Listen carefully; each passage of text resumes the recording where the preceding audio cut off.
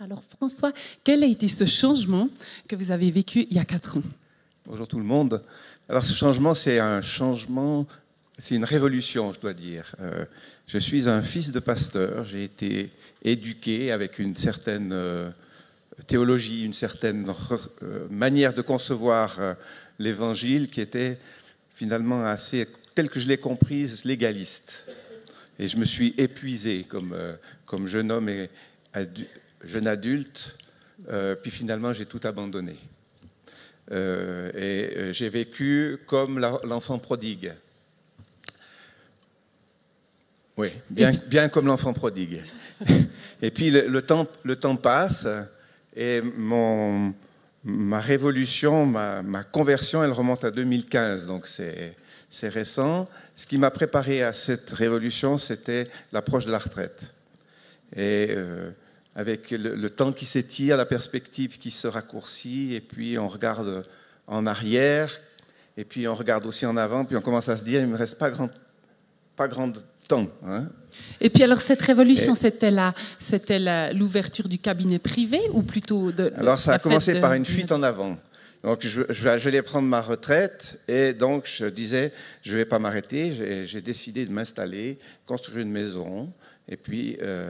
finalement, le vide intérieur et cette idée que j'étais perdu, parce que ça m'avait toujours quand même habité, venait de plus en plus lourde. Dieu me préparait le terrain.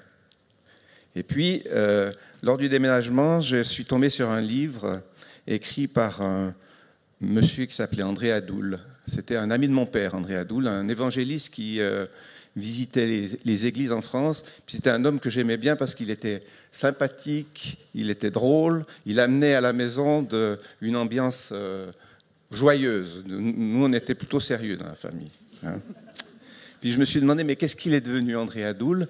Et puis là, j'ai été tapé sur Internet, comme on fait maintenant, puisqu'on a toutes les informations. Et puis, en fait, j'ai vu qu'il était décédé dans les années 90. Mais il avait laissé des enregistrements de retraite et de prédication, et sur un site qui s'appelle Trésor Sonore, si ça vous intéresse, vous pouvez aller chercher, il y a des tas de choses intéressantes. Et puis là, il y avait un thème qu'il avait traité, c'était celui de la sanctification. Pour moi, c'était le mot qui me terrorisait. Mais j'ai senti à ce moment-là que je devais écouter. Et puis, en préparant aussi, on a vu que c'était un thème qui amenait beaucoup d'émotions. Alors, c'est effectivement, parce que moi, je travaille aussi avec les émotions. Alors, c'est mon métier de psychiatre, de travailler les émotions.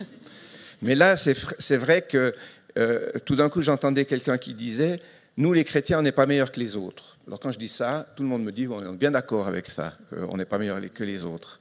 C'est si on regarde à Christ qu'on est sanctifié. Enfin, lui, il nous lave, il nous relève, il nous permet de redémarrer. Alors, tout d'un coup, j'avais cette conviction, comme ça était passé de là à là, parce que finalement, je le savais, Dieu a tant aimé le monde, etc. Je savais ça, hein, mais ça n'avait pas connecté avec le cœur. Alors, quand ça m'est arrivé, j'ai dû m'asseoir, j'ai dû me ressaisir, et puis j'ai dit, maintenant, je ne vais plus lâcher ma chance. Et j'ai été à l'église. L'église que je connaissais, c'était l'église de Villars. Et puis là, j'ai été accueilli. Et puis là, il y a une phase importante, c'est celle de la confession. On commence à parler. Et puis la confession, ça vous permet pas de vous battre la coulpe en disant quelle horreur, qui je suis, mais c'est de sortir de la honte, de sortir de l'enfermement. Et puis, après, je m'excuse, mais je t'interromps dans les questions que tu voulais me poser.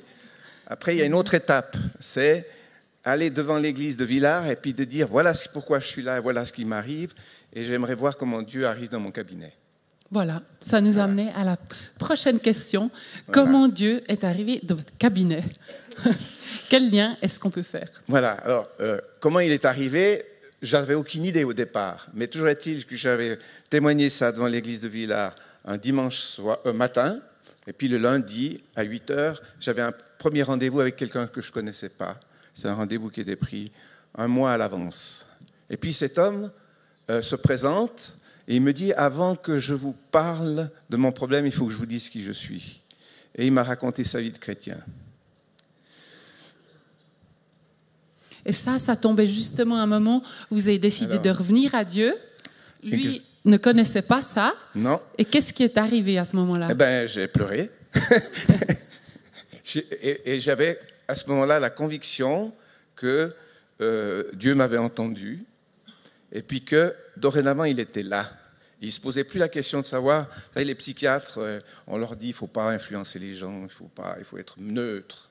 La neutralité, ça n'existe pas. Hein. Donc, mais il faut quand même être neutre, il ne faut pas les pousser dans un sens, il ne faut pas les provoquer. Enfin, j'entends, là, Dieu me disait, vas-y. En plus de ça, c'était un homme, un ancien capucin, donc il était d'origine catholique, et puis moi, j'avais été éduqué dans une vision, c'était en France à l'époque, les protestants et les catholiques, ça ne se mélangeait pas.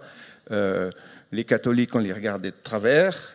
J'ai appris qu'en Valais aussi, hein, ça existait. Hein, les protestants les regardent comme s'ils ont des pieds fourchus. Ça a changé depuis. Mais enfin, il n'y avait pas de communication. Mm-hmm. Et puis là, je me retrouvais avec un homme d'une autre origine culturelle et théologique que moi, qui m'amenait Dieu.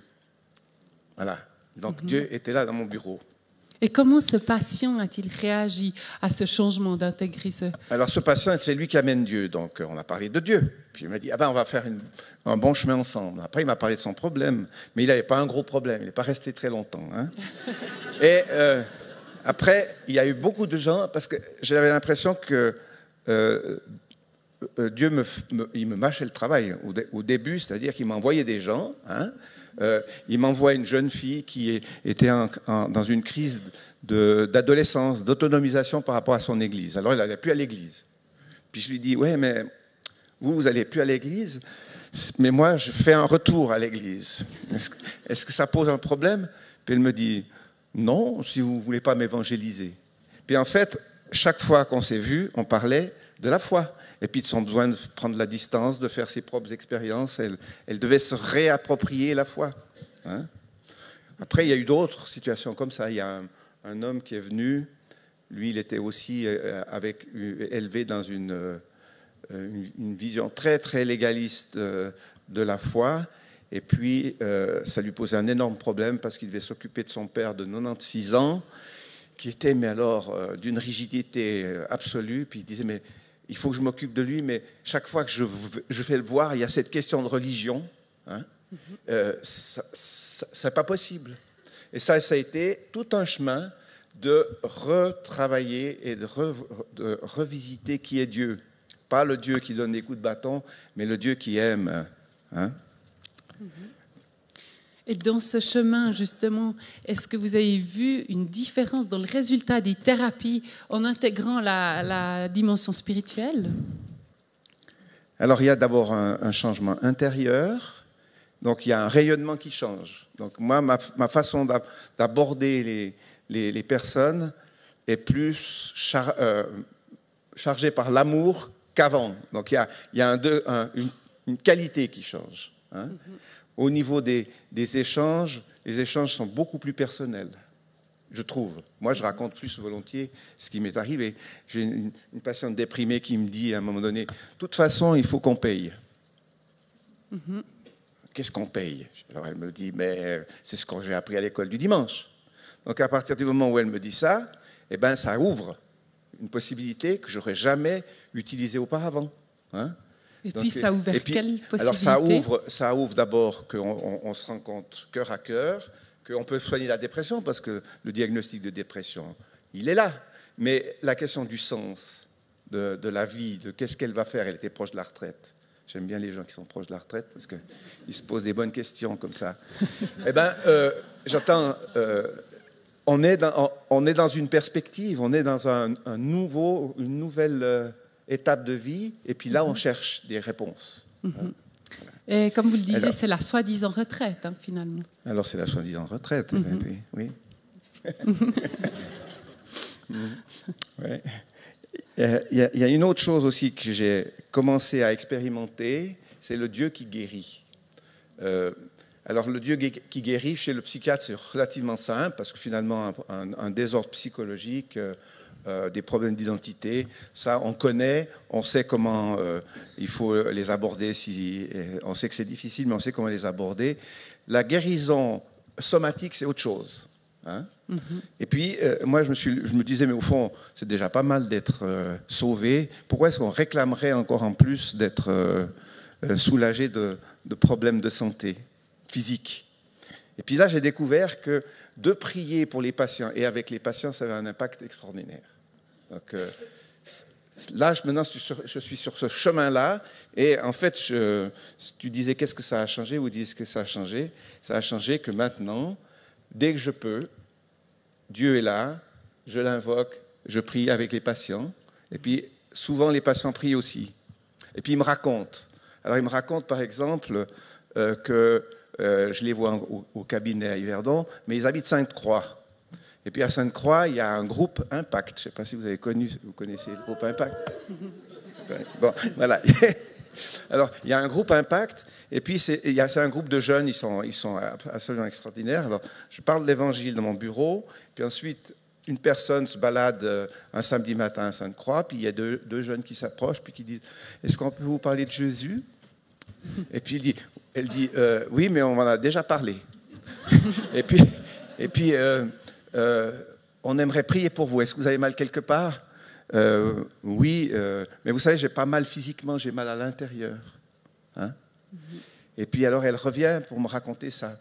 Et puis on est en train de construire quelque chose avec un chef d'orchestre là-haut qui met en place des jalons, qui met en place un réseau. Et c'est ça que je trouve absolument fabuleux. Enfin, je suis seul dans mon bureau, mais en même temps, je ne suis pas tout seul. Et puis il y a tout un réseau qui se met en place. Et puis il y a un réseau ici aujourd'hui. Hein, donc, ouais. Merci François de nous partager vraiment aussi comment vous avez intégré la foi dans votre pratique professionnelle et justement à l'âge de la retraite. On peut faire des pas courageux à tout âge. Voilà. Est-ce que vous auriez encore un mot de la fin à nous donner par rapport à... Je ne sais pas, il y a plein de mots, mais il y a un verset qui m'habite ces temps-ci, c'est un verset dans les psaumes, le psaume 132, je crois. Je suis comme un enfant sevré près de sa mère. Comme un enfant sevré près de sa mère. Alors, un enfant sevré, ce n'est pas un enfant qu'on doit biberonner. Hein. C'est un enfant qui a déjà acquis une certaine force, une certaine confiance, et surtout une certaine confiance dans l'amour de l'autre, de sa mère ou de son père. Et donc, il est actif, il explore, il expérimente, puis après, il vient se ressourcer. Voilà. Donc c'est ça mon mot de la fin, peut-être. Je ne sais pas si on a encore... Merci. Merci beaucoup pour ce mot de la fin et d'avoir partagé.